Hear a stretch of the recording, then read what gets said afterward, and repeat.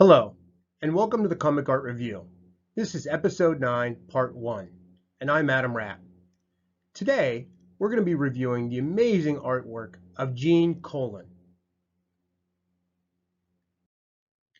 The art that we're going to be reviewing today comes from a very special issue of Captain America, issue 601, seen here. This issue was written by Brubaker. Now, the reason this is a special issue is because there was a color version seen here, as well as a black and white variant issue seen here. This copy only used the pencils that were done by Colan. Now, this issue was very well received because in 2010 it received the Best Single Issue Eisner Award. Now let's go ahead and take a look at the art. Before we dive into this episode and I talk about the history and the success of Gene Colan, some of our longtime listeners may have noticed a little bit of a difference. I didn't announce Sandy at the beginning of this presentation.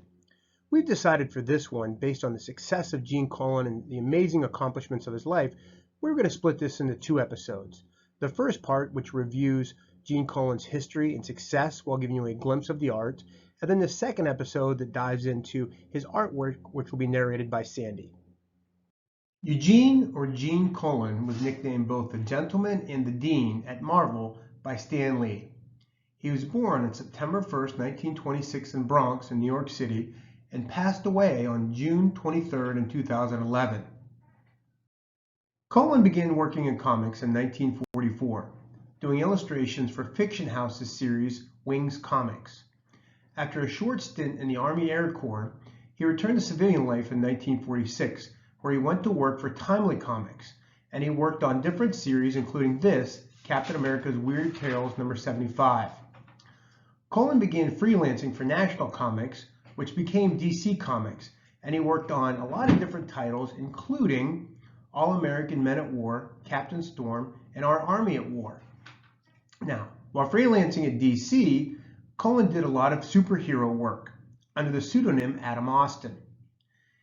He was the first to introduce the Submariner feature in Tales to Astonish, as we can see here, and he succeeded Don Heck on Iron Man in Tales of Suspense, which can be seen here. I would argue that Colan really hit his stride in the Silver Age, moving into the Bronze Age. He began illustrating for a host of different titles, including Captain America and Doctor Strange, which we can see here, and his signature character Daredevil.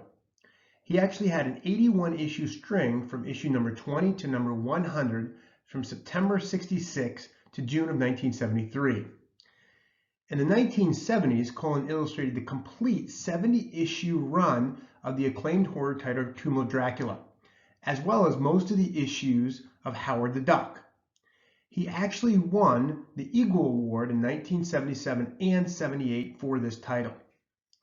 Now, his list of titles continues through the 1980s and the 2000s. However, in 81 to 83, Gene Colan worked on the Batman series, where Batman went up against Poison Ivy, the Mad Hatter, Solomon Grundy, and the Man-Bat.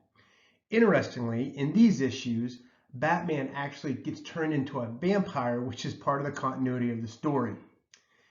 Now, he continued on into the 2000s, and he continued to produce work as late as 2009, including the 40-page Captain America issue number 601, which we're talking about today. Before I turn it over to Sandy in part 2 to review the actual art, I wanted to take one quick second and make a note. Now, there is some debate about these pages and who actually did the ink work on them. Some saying Gene Colan and some saying Dave Gutierrez. Either way, I would argue they're exceptional pages.